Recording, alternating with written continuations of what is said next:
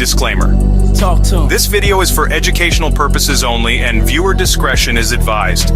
Today, The Sauce will be discussing the ongoing legal proceedings of Sean P. Diddy Combs, including analysis of publicly available court transcripts and other relevant material. While some of the content may be graphic or sensitive in nature, it is presented in a responsible manner to provide context and understanding of the case. Come on. All discussion falls within the guidelines set by YouTube, which permits coverage of current events, legal proceedings, and public interest stories when done in an educational, documentary, or journalistic context.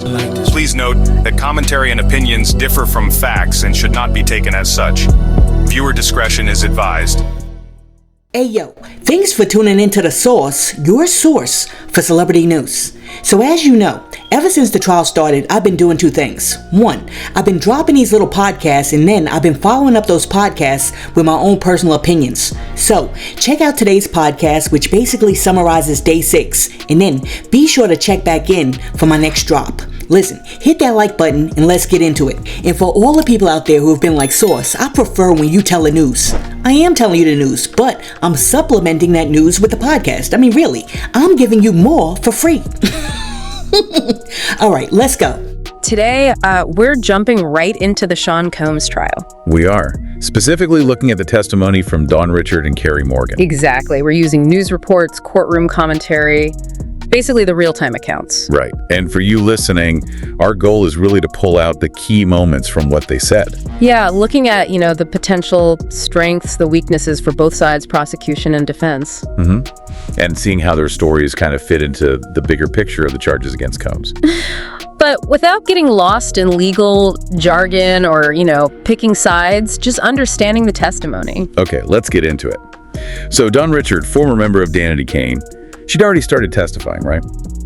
Building on Cassie Ventura's claims. Yeah, she had. And right away, the defense tried to put limits on that. How so? Well, they argued she should only be allowed to back up what Cassie said. No new info. Ah, okay. Trying to keep it narrow. Did the judge rule on that yet? We were waiting on that, but during cross-examination, the defense didn't wait. They immediately pivoted. To what? To her own civil lawsuit against Combs. Ah, okay. The classic impeach the witness strategy. Suggesting a motive, maybe financial. Precisely. They asked her straight up if her story changed after talking to prosecutors. And what did she say? She said no, she'd been consistent. But the defense kept pushing, didn't they, on specific incidents? They did. They focused hard on that alleged kitchen incident back in 2009, the egg skillet one. Where Combs allegedly tried to hit Cassie with it. Right. They asked if she'd previously said she just heard a pan hit the wall, trying to find an inconsistency, I see. A potential crack in her memory or her account. How did she respond? She said she didn't recall saying that specifically. Okay, so not a flat contradiction, but maybe raises a question for the jury. Could be. Then Richard testified about something Combs allegedly said after that incident. Oh. She claimed he told her and another artist, basically, keep quiet, it's in your best interest, and then added something like, where he comes from, people go missing. Wow. That's a heavy accusation. Direct threat territory. Definitely supports the prosecution's narrative of intimidation, if the jury believes it. And she testified about other things, too, like his lifestyle. Yeah, she mentioned seeing Combs use frequently and carrying a handgun. Where? Usually tucked in his lower back, she said. Mentioned seeing it at a studio in New York, at a club. His bodyguards were armed too, apparently. Did she ever see him, threaten someone with it? Or load it? No, she confirmed she didn't see him pull it out or load it, just that he carried it. Okay. Now, the defense brought up something kind of counterintuitive, right? Yeah. About her contacting him after she left Bad Boy. Yeah, that was interesting. They pointed out she reached out to him multiple times after leaving in 2011, even as recently as 2020. To collaborate again? Seems like it. And they also noted he declined to sign her as a solo artist way back. So the defense is suggesting, what? Resentment? Or that maybe she wasn't that scared of him if she wanted to work with him again. Exactly. Planting seeds of doubt about her motives or credibility, it definitely complicates things. But the prosecution had a response to these potential inconsistencies or the contact attempts. They did. On redirect, the prosecutor brought up the idea of repressed memories. Due to trauma. Yeah. They argued that Richard had interviewed with the government multiple times, but some details only came back to her later. That recalling trauma isn't always linear. That makes sense. Memory under trauma can be fragmented. So, summing up Dawn Richard. Strengths for the prosecution seem to be her corroboration of Cassie, the specific details on threats, drugs, the gun. It paints a picture. Right. Supports that pattern of alleged intimidation. Possibly ties into the racketeering aspect, which often involves a pattern of behavior. But the weaknesses, potential inconsistencies, the questions about her own lawsuit, trying to work with him later, the defense has points to argue there. Definitely. They'll hammer those points about credibility. Yeah. Okay, so let's jump right into that testimony concerning narcotics. She actually named someone, One Stop, as Combs' regular narcotics supplier. Naming a specific person, yeah. That's significant. And she didn't stop there. She testified she personally saw Combs using illegal substances. Directly witnessed it. Yes, and saw money being exchanged between Combs and this One Stop. Okay, so claiming direct observation of both use and the transaction. That's powerful testimony if the jury finds it credible. It really paints a picture, doesn't it? Like this was a regular thing. She also mentioned Combs carrying these items, allegedly, in a Louis Vuitton pouch. Ah, the pouch. Yeah, she said it went everywhere with him. Domestic, international, didn't matter. And that's interesting because didn't Cassie Ventura also mention that same pouch last week? She did. That's the connection. But Cassie apparently called it his med bag. Med bag. Okay, so same object, potentially, but two very different labels from two people who were close to him. Yeah, and Richards got specific about the alleged contents from One Stop. She listed cocaine, weed, ketamine. Wow. And even Plan B. Plan B, okay, so a whole range of things allegedly coming from this one source. A very specific picture, yeah. Now let's contrast that, or maybe connect it, to the photos from the raid, the hotel room raid back in September 2024. Right, the physical evidence recovered. What did they find that might relate? Well, first off, they did find a Louis Vuitton bag. Okay, so the detail matches. It does. Inside, they found a pill bottle of Klonopin. Klonopin, prescription, right. Yes. But they also found other prescription and a substance identified as pink cocaine. Ah, pink cocaine. So that is a narcotic, though maybe not one Richards explicitly mentioned being from One Stop. Exactly. And they also found, sort of separately, baby oil and lubricant in the room, but focusing on the bag contents. Klonopin, other prescriptions, pink cocaine. Shifting gears slightly, but still related to the trial this week. Gene Deal showed up at court. Combs' former bodyguard. Yeah, that caused a stir. Huge stir. Lots of speculation that the prosecution might have subpoenaed him. And someone in his position, a long-term bodyguard, would likely know a lot about routines, visitors, behavior, the day-to-day stuff that others might not see. His potential testimony could be massive. Definitely one to watch. Diddy's former bodyguard, we gotta proceed with caution. He was body slamming our ass. But I'm gonna say, can we get a scoop? I was just watching you last night. That's crazy. Thank you. I just saw your Hey video. sir, good morning. How are you? Happy Monday. Can we get a scoop or anything new? So what brings you in today? Anything that used to happen that you might have seen? Wow. That you just wouldn't say? Okay. We got a reaction. That's cool. I can deal with that. Now, going back to Cassie Ventura, her testimony last week, those 4 days, it's still echoing, especially with the new evidence coming out. It really is. The accounts of the alleged freak-offs, the coercion claims, the horrific detail about the male escorts. Yeah. It was brutal testimony. And now we have these photos released this week supporting her claims of physical assaults. Seeing the injuries makes it very visceral, doesn't it? It moves beyond just words on a transcript. Absolutely. There's a photo of an eyebrow gash from 2013. She claims that was from being to a bed frame. Then bruises from 2011, multiple photos, and then those really tough ones from March 2016. The one's taken in the Uber? Yeah, you can see her trying to hide a busted lip, a black eye. It's hard to look at. And wasn't there mention of her mother documenting injuries too? Yes, back in 2011, photos of her back and thigh after an alleged attack. So, photos taken by Cassie, photos taken by her mother, spanning several years. It builds a timeline, a visual record that seems to back up her account of repeated alleged violence. Okay, let's shift to Carrie Morgan. Cassie Ventura's longtime best friend. Right. And her testimony seemed very direct, talking about witnessing assaults firsthand. Yes, she testified she actually saw Combs assault Cassie twice. Once in Hollywood Hills, once in Jamaica.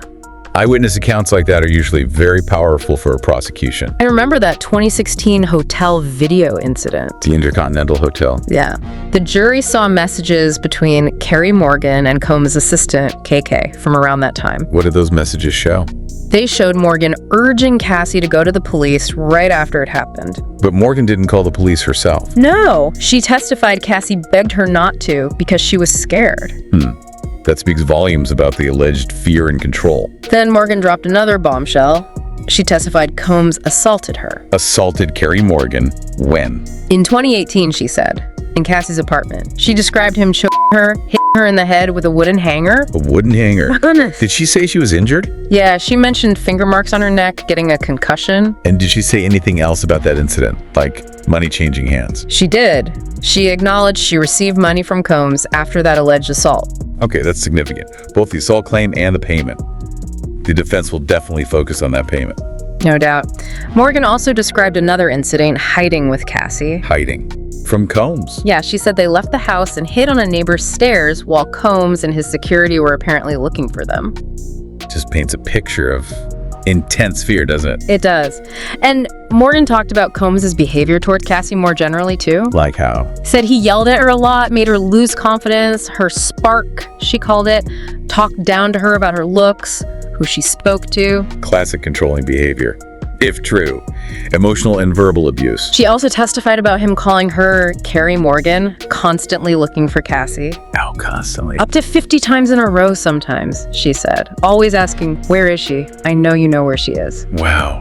That sounds obsessive. Really trying to track her movements. But cross-examination brought up other dynamics, right? Like jealousy. Yeah, the defense raised that. Morgan acknowledged Cassie might have been jealous of Kim Porter. And the defense suggested Combs was jealous, too, of Michael B. Jordan. Right. Morgan mentioned Cassie was trying to leave Combs, possibly around the time she was connecting with Michael B. Jordan. So the defense is maybe trying to frame it as complex relationship drama, not just one-sided abuse. Did they ask her about drugs? They did. Asked if she used drugs with Cassie in South Africa. Morgan denied it. Okay. She also mentioned Combs having another relationship. Yes, with someone younger she called Gina. Just another detail adding to the overall picture. Going back to the alleged assault on Morgan herself with the hanger, any more details? She clarified he hit her behind her right ear, and specifically said he choked her during it as well. And her reason for testifying, did that come up? Yes. She stated she was there because she'd been subpoenaed, Twice. suggesting she wasn't exactly volunteering. Could be interpreted that way. Or simply that she's testifying because she's legally required to, which can sometimes add credibility. She's not seen as having an agenda. So, for Carrie Morgan, strengths for the prosecution. Those first-hand accounts of assault on Cassie and the alleged assault on herself. Really direct, potentially very damaging. Absolutely. The details about the controlling behavior, the constant calls, the hiding, it all builds their case. Weaknesses. The defense will definitely use the money she received after the alleged assault against her. For sure. Questioning her motives. They'll try to muddy the waters with the jealousy angle, the relationship complexities. Okay, so taking both testimonies together, Dawn Richards and Carrie Morgan's, how do they specifically help the government, the prosecution, with their charges? Well, first, they massively corroborate Cassie Ventura's core claims. That's crucial. Having multiple people describe similar patterns of alleged abuse, control, threats, it strengthens the overall narrative. Right, it moves beyond one person's word against another's. Exactly. And it helps establish that alleged pattern of behavior, which is often key for charges like racketeering. The idea isn't just isolated incidents, but a way of operating. An enterprise, potentially. And the details about threats, guns, drugs. Those details, if believed, contribute to the picture of a criminal enterprise, potentially using intimidation and involving illegal activities. It fleshes out the environment Combs allegedly operated in. Does it connect at all to things like forced labor charges that have been mentioned in relation to the case? Less directly from these two, maybe. Dawn's testimony touches on the control within the music business context, and later testimony from others, like assistants, might speak more to excessive work demands or control that could potentially, indirectly, link to that aspect. Right. But Richard and Morgan primarily bolster the allegations of violence, intimidation, and control. Got it. So wrapping this part up, the key things for you listening are really seeing how Richard and Morgan backed up Cassie's story, but also added their own experiences. Yeah, detailing alleged violence, threats, control from Combs. but also seeing how the defense pushed back, questioning their memories, their motives, highlighting inconsistencies or complicating factors like the lawsuit or the payment. It gives you a real sense of the back and forth in court and the challenges involved. Definitely. Which leads to maybe a final thought for you to consider. Okay. When you hear these detailed, disturbing accounts, and then you see the defense meticulously questioning motives, pointing out minor memory gaps, or focusing on things like past contact. What does that tell us about how difficult it can be to bring forward and prove allegations of abuse? Especially when there's fame, power dynamics. Exactly. It's a tough process, legally and emotionally. This trial with these testimonies really gives us a glimpse into that complexity, the search for truth, when you have narratives that clash, even on small points, under intense scrutiny. Listen, let me know what you think about everything that was discussed in today's video. And while you're down there leaving a comment, be sure to like and subscribe to the channel and share this video with your friends. Hey yo, thanks for tuning into The Source, your source for celebrity news. Peace.